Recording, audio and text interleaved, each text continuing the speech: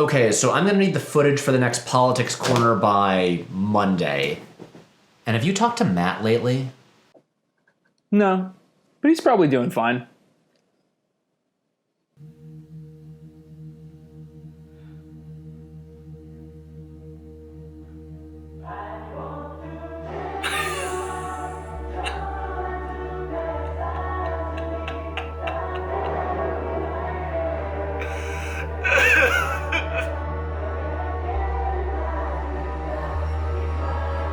Every minute I stay in this room, I get weaker.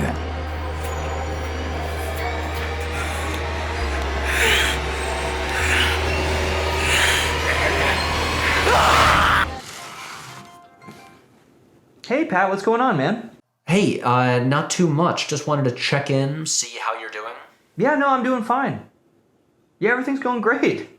That is great news. Really glad to hear it. While I've got you here, the footage for the next video, can you, get that to me soonish? No problem.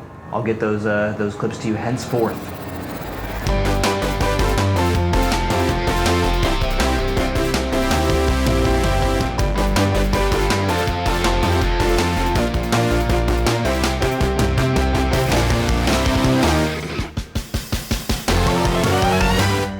Brought to you by Skillshare. Hello and welcome to What Month Is It? The show that finally answers the question on everyone's minds.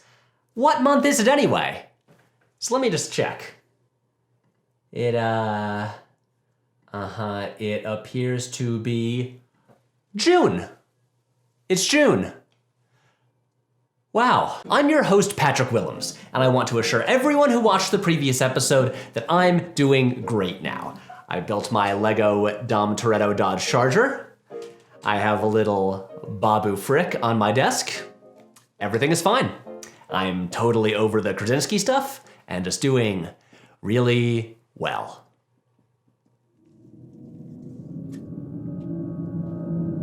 Jake, how are you?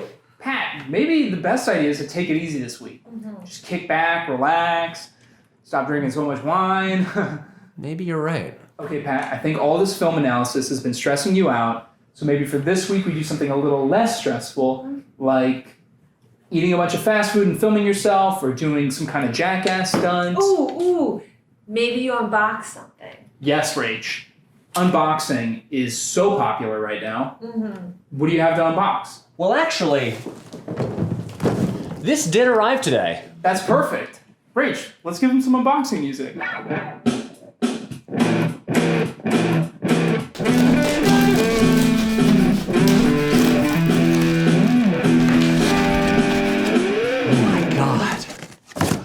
It's wine. It's 15 bottles of wine. I totally forgot I signed up for the TCM Wine Club. Oh, Pat, that's more wine. What the hell is the TCM Wine Club? I'm glad you asked. For people over 30, Turner Classic Movies is a beloved basic cable channel dedicated to showing classic movies 24 hours a day, 7 days a week. For anyone under 30, cable is a service you pay for that streams channels onto your TV. Recently, friend of the show Kendra James brought to my attention the existence of their subscription service, the TCM Wine Club. See, TCM understands their audience of mostly retired upper-middle-class white people who love old movies and also love drinking wine. So the TCM Wine Club brings these together. Here's how it works. When you sign up, they send you a curated case of 15 different bottles of wine, and each one is meant to be paired with a specific classic movie. This is amazing for two reasons. One, there are 15 bottles of wine, and two, it solves a very dumb but real first world problem. There's just too much stuff to watch. You know that feeling when you want to watch a movie so you spend an hour browsing every streaming service to see what's available, but then you're too tired to stay awake for a whole movie so you just fall asleep watching old Inuyasha episodes? Yeah, me too. This is why I like to have curated lists. I like always knowing what the next movie is so I don't have to waste time choosing. Am I just saying that I hate choice? That I want all my decisions pre-programmed for me by algorithms? Maybe the Matrix was wrong. Maybe control is better than free will. Pat, please just take a break this week. Jake thinks I need to take a break, and he's probably right. But then, I had a thought. What if that break could also be work? Breaks and work are basically the same thing, right? Pat, that's some dangerous circular logic there, buddy. So over the next 2 weeks, I'll review the TCM Wine Club. It'll be a special report. Me, on location in the living room. I'll watch all the movies they recommend while drinking the wine paired with each one. It'll be an adventure. Classic movies, lots of wine, nothing could possibly go wrong. Also, this video is not sponsored by the TCM Wine Club, it's sponsored by Skillshare. So please sign up for Skillshare with the link in the description. So should we just wait here until you come back shortly, I'm assuming, right? Or do you want to just,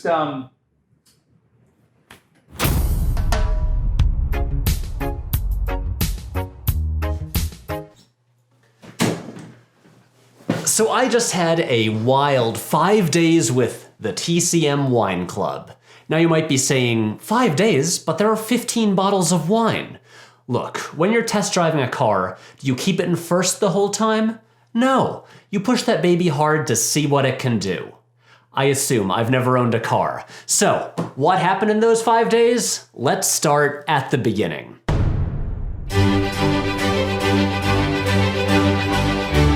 TCM doesn't say anything about where to start, so I picked at random and kicked things off with the Giesta Dao, a Portuguese red blend.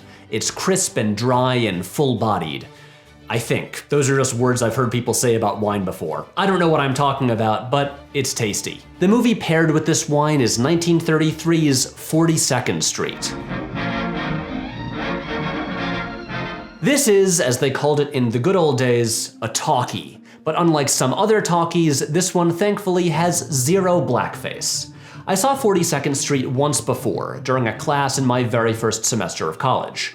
Back then, when I was a foolish 18-year-old, I was like, it's fine, I guess. But watching it now, as a slightly less foolish person older than 18, it's actually pretty impressive. While it's not the first backstage musical, that would be 1929's The Broadway Melody, it's the one that most definitively set the template for all similar movies going forward.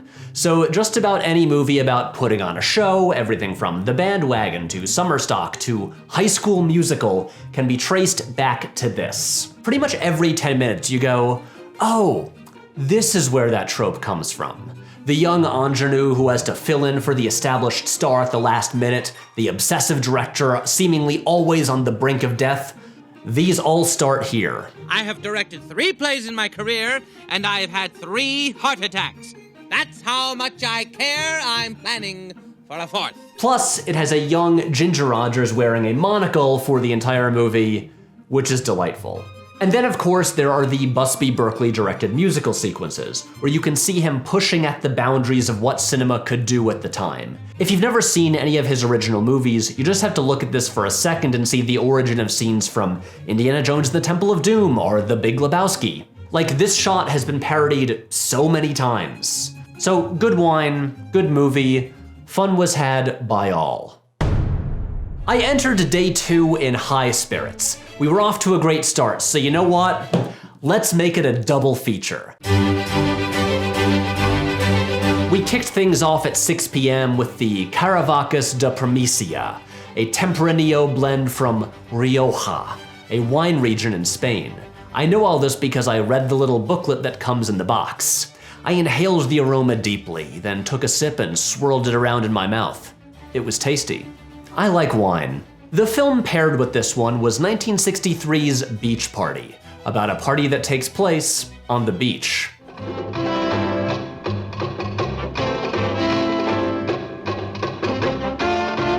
As we all know, I've been growing this beard since I started quarantining, and maybe it was all the wine, but this movie really started hitting close to home when it turned out a huge portion of it was just about this one character's beard. See, Beach Party is a movie for teens that's mostly about teens, except that the main character is a 40-something anthropologist studying the teens. And he's got this huge beard that everyone keeps talking about, and they refer to it as pig bristles. Pig bristles. Pig bristles? Is that a thing people say? And the female characters all seem to be extremely into the beard. One jealous guy says at one point, "You're brainwashing her with your beard." So I'm here wondering, should I grow out my beard like this guy? Can I brainwash people with my beard? Also, there's a lot of partying and beach activity in this movie. While 42nd Street felt like the origin for all behind-the-scenes musicals, this felt like the origin of a lot of modern teen sex comedies, even though it's very tame, so no one in the movie actually has sex. It's all a bunch of very generic-looking, young, attractive white people partying at the beach, surfing, listening to surf rock, and surprise, it's also kind of a musical? Vacation is here, beach party tonight. I've been curious about the beach party movies for years, and most of what I know about them comes from a great video by the Royal Ocean Film Society.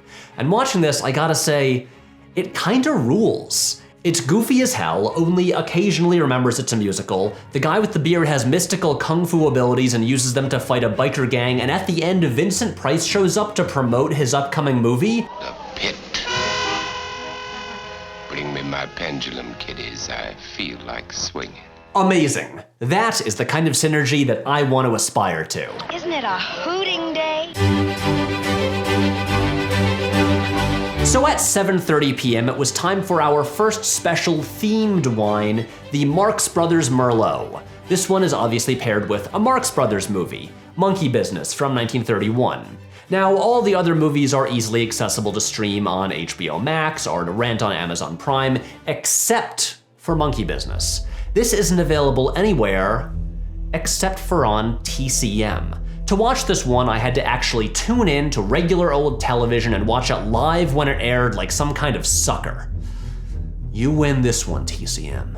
Watching Monkey Business, I bore witness to something beautiful, like a rare exotic bird. Some doubt they exist, but here was proof that they can be very, very real. I'm speaking, of course, about the 77-minute-long movie. To be clear, this movie is good and I would have gladly sat for more of it, but it's so refreshing when a movie gets in, does its thing, and then gets out fast. And this is a movie that has no reason to be longer than 77 minutes. It's a Marx Brothers movie. There's no real story or character arcs to speak of. The brothers stow away aboard an ocean liner and wreak havoc. It's just them fucking with rich people for a little over an hour, and it's always good to watch rich people get fucked with. I went through a whole Marx Brothers phase when I was like 7 years old, around the time I got really into the Pink Panther movies, but for some reason, I haven't watched any of them in over 20 years. And this reminded me that I should fix that. This isn't even considered one of their best movies, but I had a ton of fun with it. It's just a relentless gag fest that never lets up. If a joke doesn't land, who cares, because there'll be 3 more in the next 10 seconds. A good time with good wine. Hey, that should be the TCM Wine Club's slogan. This video is not sponsored by the TCM Wine Club. On the 3rd day, I woke up with what some might refer to as a hangover. Did this mean it was time for a day full of wacky antics with babies and tigers? No, it meant a day full of wine and movies. This time, I wasn't going to wait until the evening to start. This time, I was getting started bright and early. For breakfast, I started with the Abbesse de Loire Sauvignon Blanc. Hair the dog. Turns out, it was tasty. While drinking this, I put on the classic 1962 musical, The Music Man, which I had somehow never seen before.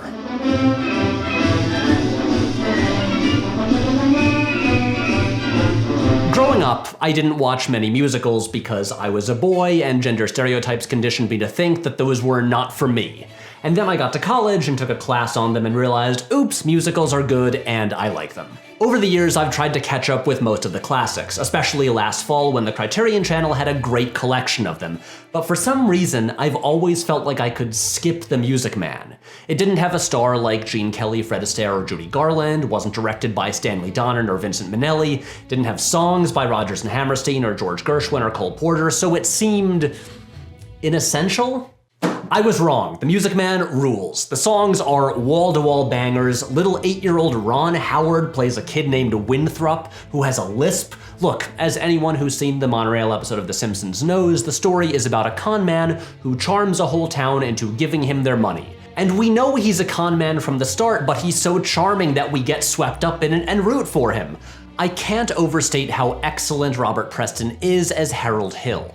A truly magnetic performance that carries the whole movie. He convinces the town that pool is going to corrupt their youth, and so they need a band to keep them out of trouble. It's amazing. Trouble with a capital T, and that rhymes with P, and that stands for pool. This stands as a great comparison point to 42nd Street. There we saw the beginning of the modern musical, and here we get its evolution after 30 years. There's the same witty, rapid-fire dialogue, but now the whole thing is bigger in widescreen Technicolor. The songs are actually part of the storytelling instead of only existing in the show at the end of the movie. Apparently, I front-loaded most of the light fun movies, so now it was time for some drama. Here we have another themed bottle of wine, the Bette Davis Malbec, which comes from California's Paso Robles region. Now this might come as a shock, but the Bette Davis Malbec is paired with a Bette Davis film.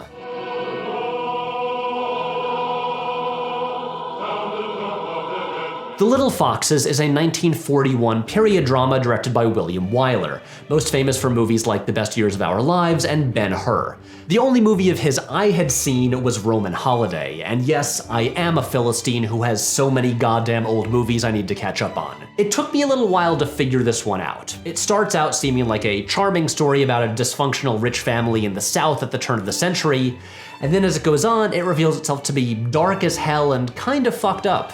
Bette Davis, who has top billing but really only has a supporting role, is a straight-up monster in this movie. And it has the film debut of Teresa Wright, who's good here and great a couple years later in Hitchcock's Shadow of a Doubt, both movies in which she has to deal with sinister uncles. Wyler's direction isn't flashy, but there's some really precise blocking and camera movements through some of the big fancy rooms in these mansions, and it's shot by Greg Toland, who had just done Citizen Kane and brings over his revolutionary deep focus techniques from that movie, so you get some shots that basically look like split diopter shots out of a De Palma movie, and I think that's pretty cool. Apparently the title comes from a Bible quote about little foxes spoiling vines and ruining wine. Well, they didn't ruin this wine because, in the words of Snake, pretty tasty. The next movie on the list is High Society, a musical from 1956 with Grace Kelly, Bing Crosby, and Frank Sinatra. But here's the thing. It turns out High Society is a remake of the Philadelphia Story, which I had never seen. And I feel like I should see it first. So this meant adding another movie to the list. Sadly, there was no wine for this one, so I figured I should just drink some water and actually eat some lunch. I'm sorry, did you just say you were gonna use water for a movie about Philadelphia? That's like super insulting, cuz. If you're gonna drink during it, you just need a citywide. Beer, shot of whiskey. Go Birds. I don't know what any of that meant. So, The Philadelphia Story is a bona fide classic and has been for 80 years, and now that I've seen it, yeah, I get it. It's a perfect romantic comedy. You've got Katharine Hepburn, Cary Grant, and Jimmy Stewart just crushing it. So charming and so funny, and Stewart gives one of, I would say, the top 3 drunk performances I've ever seen.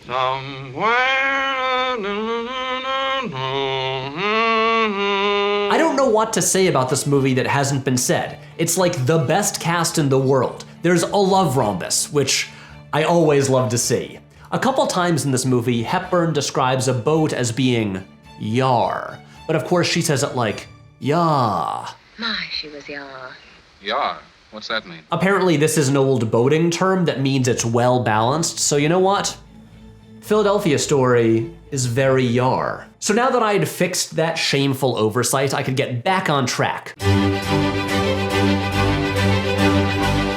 With High Society, I was drinking the Cava Scovo Pinot Grigio, a nice crisp Italian wine. I was starting to think that any wine would be good with any movie. So High Society is somewhat yar, but not quite as yar as the Philadelphia Story. Oh my, she was yar. Yar?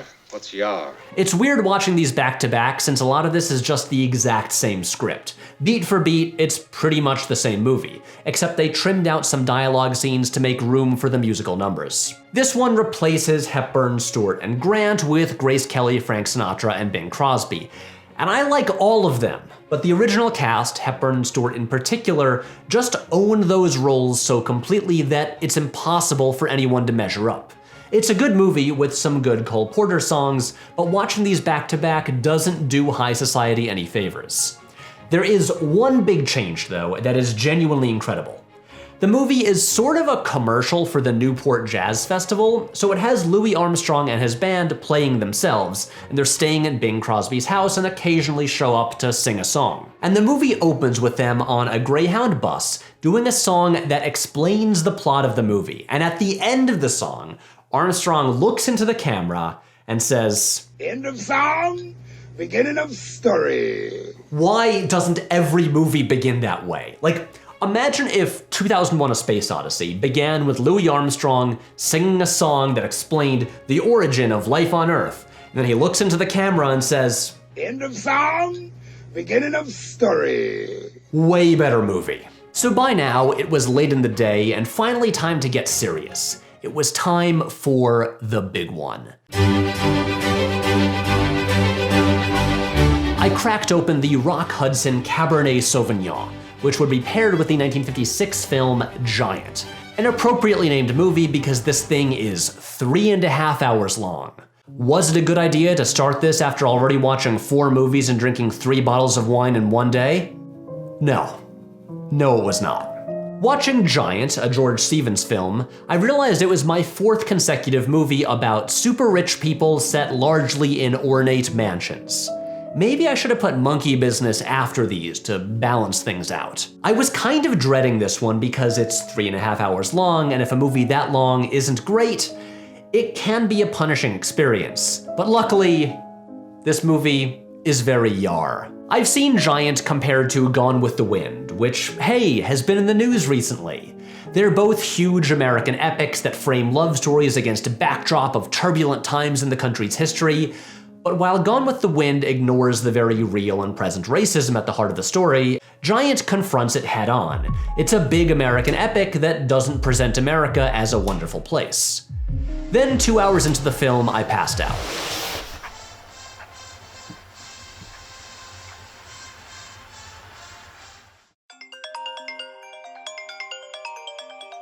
Hey Patrick, it's your agent, Dave. I've got an opportunity for you. I can't talk too much about it, but I can tell you that I have some good news.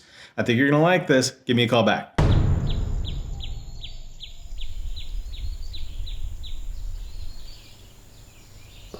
Day 4 began at 7 a.m. when I woke up on the living room floor. Tonight, part 35, the halfway point. Patrick, this isn't good for you. Get up and have some tea. So I drank 3 cups of strong Irish tea and ate half a box of Special K red berries while watching the last hour and a half of Giant. As you can see, the rest of the Rock Hudson Cabernet Sauvignon ended up on the front of my shirt. For the first hour, it seemed like this was just going to be about Elizabeth Taylor learning to live on a Texas ranch with an emotionally distant husband, played by Rock Hudson, who you might know from his appearance on this bottle of wine. But then the movie starts moving forward through time and the whole picture becomes clear. I thought the movie was just going to be like, hey, Texas is a real swell place. But instead the movie is more like, hey, Texas is actually kind of fucked up and built on a history of colonialism. And the movie doesn't just point out that, hey, racism and sexism are things that exist. It makes them actual major parts of the story. Hudson's character, the head of a long Texas ranching dynasty, is forced to confront that the times they are a-changing and he has to change with them. Sure, it's not the most subtle thing in the world, but for a movie from 1956, it handles some of these topics better than a lot of modern movies about white people learning not to be racist. And I haven't even mentioned that the third lead of the movie is James Dean in his final performance. This is the second movie I've watched in a row now featuring the final performance by an actor who died while they were young.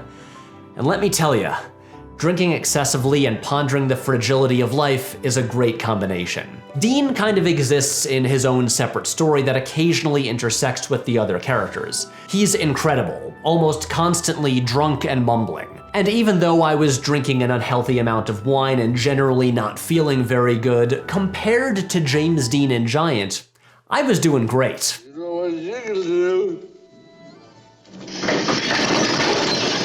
Giant. What a picture. With that done, it was time to resume the wine club. 9 a.m. seemed like a good time for the Douglas Fairbanks Chardonnay, which is described here as action-packed. Chardonnay isn't usually my favorite kind of white wine, but this one is very nice. Hair of the dog. It's light-bodied and not too sweet. And tasty. Paired with this is the 1921 silent film version of The Three Musketeers, a movie that will be 100 years old next year. If you ask me, that anniversary seems like the perfect time for a new film version that attempts to kick off a Musketeer cinematic universe that never actually happens because the movie inevitably flops. Okay, so here's where I show myself to be a Philistine and lose all my credibility. I found this movie to be a bit of a slog. The silent films that I think work best by today's standards are the ones that are purely visual. The stunts and visual comedy of Charlie Chaplin or Buster Keaton movies are totally timeless. Fritz Lang movies have a surreal, gorgeous quality to them. Sunrise, A Song of Two Humans creates real drama and suspense through its lighting and framing and expressive physical acting. The Three Musketeers comes alive when it goes into pure adventure mode, when Douglas Fairbanks as D'Artagnan has to steal an item and fight his way through a bunch of soldiers. But a lot of the movie is made up of backroom politics and people writing letters. There's a surprising amount of plot in this movie, and if you ask me, way too much dialogue for a silent film. So my attention started to wane, and I spent most of the movie thinking about how I haven't seen my apartment in over 3 months. I'm wondering when it makes sense to go back to the city, but also I'm scared of the coronavirus resurgence as places are reopening, and I hope I can sustain this talk show format through the summer if necessary. So in the end, I found The Three Musketeers more interesting as an artifact of early cinema history than as an actual movie. It was still early, so I figured I'd stick with white wine for now. Next up was the 2018 Silver Sandhill Viognier. This is a more fruit-forward white, crisp with hints of ripe pear and a short finish. In a truly shocking move, this was paired with a movie actually made during my lifetime. The 1988 romantic comedy Crossing Delancey. This is a movie I'd never heard of before, directed by Joan Micklin Silver, who I'd also never heard of before, starring Amy Irving, who I have heard of before. It's a light romantic comedy about being in your early 30s and single and living in New York City. So yes, I related to it, and above all, it really made me miss New York. I would go as far as to say this is one of the great New York movies. It reminds me of Noah Baumbach or Whit Stillman, but with less prickly characters. There's a specificity to how it presents the city. It's not the gritty New York we see in so many movies, or the impossibly beautiful and romantic New York. It's the New York I actually know in real life. It has the details right. The homeless woman singing show tunes in a papaya dog, the people selling books by the subway station entrance, the piles of trash bags you have to dodge on the sidewalk.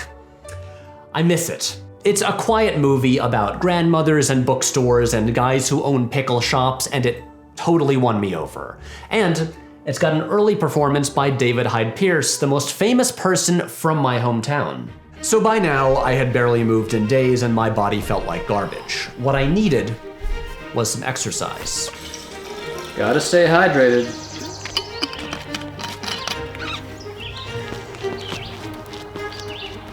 As it turned out, this was a huge mistake.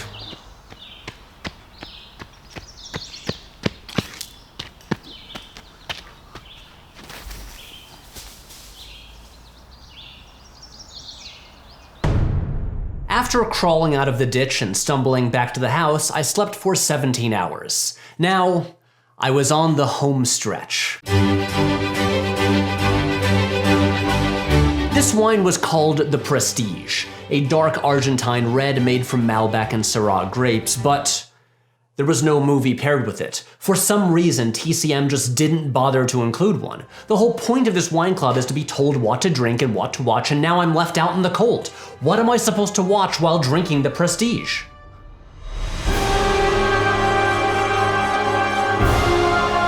Get out of here, the illusionist. No one likes you.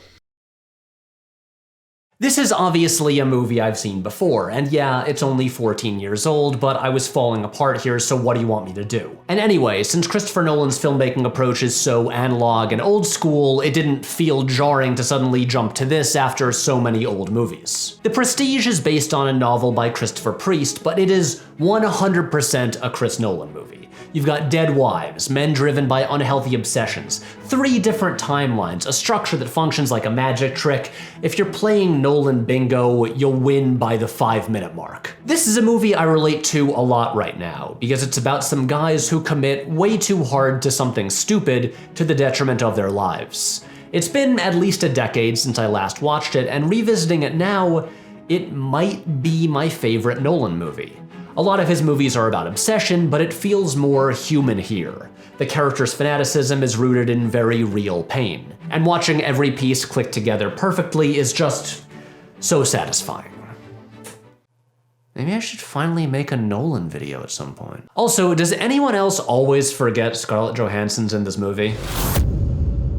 And then there was just one more bottle. The Deloach Private Collection Pinot Noir. It's a lush, full-bodied red with a smooth finish. And yet once again, there was no movie paired with it. What's going on? How hard is that for them to just pick some random movie? So once again, I guess I have to do things myself. Since this was a Pinot Noir, I figured I'd pair it with some Filmo Noir. I went over to the Criterion channel to browse through their noir section and find a good one I'd never seen. Honestly, they all look pretty cool. I settled on Nicholas Ray's 1950 film, In a Lonely Place. Mostly because it's only 93 minutes long. This movie fits into one of my favorite subgenres, the Hollywood noir, where the people making glossy romantic movies are actually leading fucked up lives where they drink too much and owe bad people money and then get murdered. In a Lonely Place does something I always love to see. It takes a movie star's regular persona and subverts it. Humphrey Bogart seems to be playing another variation on his sad, tired hero, the guy who seems like he doesn't care, but really does. He's a screenwriter coming off a string of flops who ends up implicated in a woman's murder. But as the film goes on, it reveals him to be something much darker and more toxic. He shifts from the protagonist to the antagonist, and by the end, he's genuinely terrifying. It's maybe the best performance I've ever seen him give. This was a great movie to finish on. Hey TCM, just add this to your wine club list. Look, I'm here doing your job for you. And then, when it all seemed to be over, a package arrived. Shit, I forgot this was coming. See, the TCM Wine Club has a partnership with the Francis Ford Coppola Winery, and each case is supposed to come with a bottle of Coppola's Cabernet Sauvignon. But this case, due to shortages caused by the pandemic, was missing a few bottles, which is why they sent 4 duplicates. And it was missing a Coppola wine, but I wanted to get the full TCM Wine Club experience, so before I started, I specially ordered a bottle of Coppola Cabernet Sauvignon. Okay, so now I should probably pair this with a Coppola movie that I've never seen before. There's a bunch of those. We got One from the Heart, Rumblefish, Twixt, Godfather 3. Pat, you've never seen Godfather 3? I always heard it was bad. No, it's good, and I happen to like Sofia Coppola's performance. Oh, but it's 3 hours long and I'm so tired. It's 2 hours and 50 minutes long. Come on, loser, we're watching Godfather 3.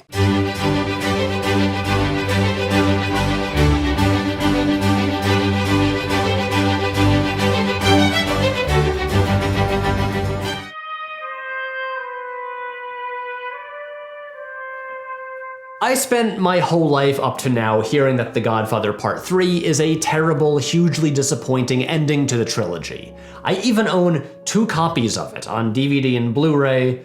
I've never watched it. And so now, finally, at the end of all of this, I watched it. And the verdict is, I think it's actually pretty good. Is it as good as the first 2? Of course not. Is Sofia Coppola's performance bad?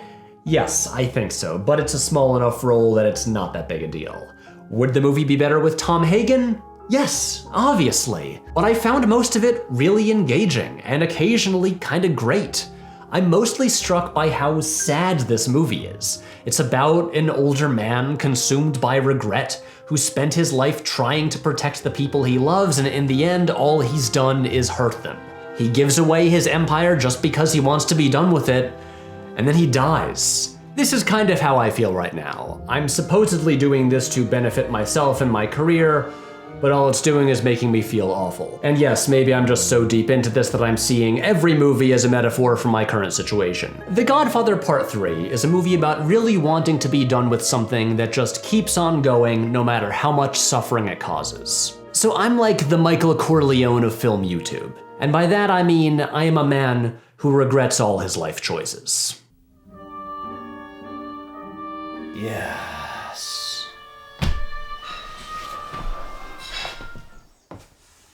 Patrick, what about these duplicate bottles? You can have them. Gurf Mahagat. Tough Ultraoth. And that's how I ended up back here. I think we need some music. Jake? Jake? No, not that Jake. Sorry. We were just drinking Franzia and watching the Rambo marathon on AMC. Those movies are good. Okay, so are you guys ready to do a full report on all the movies? Sure. Did you know that James Cameron co-wrote Rambo 2? Yes, everyone knows that. Just play some music. Okay. Let's go, Rich.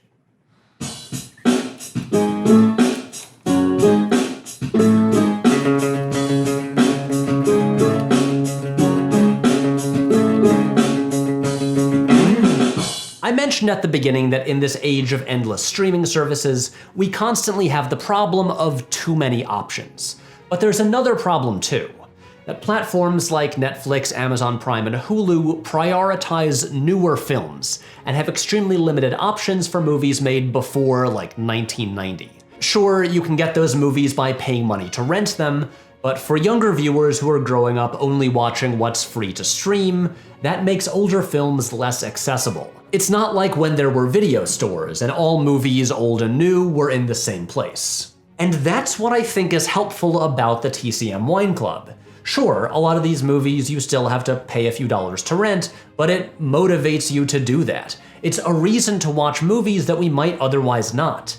I might have waited like 15 years to watch Giant. Obviously, the TCM Wine Club is a really good deal on a lot of good wine, but it's also a great entry point into classic Hollywood cinema. It skips the obvious movies that most people have seen, so there's no Citizen Kane or Casablanca or Sunset Boulevard.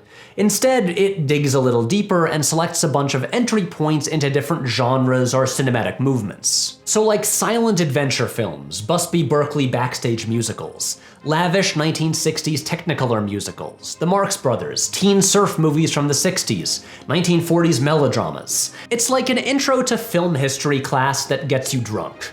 I'll admit I signed up for the TCM Wine Club as a way to get a whole bunch of wine to drink during quarantine. My plan was to cancel after this one box.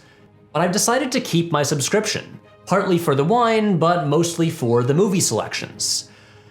I just want to be told what to watch.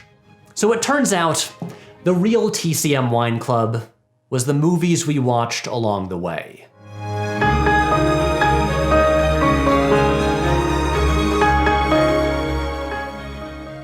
So I'm sure your main thought during that video was, wow, how did Patrick learn so much about wine? Well, let me tell you my secret.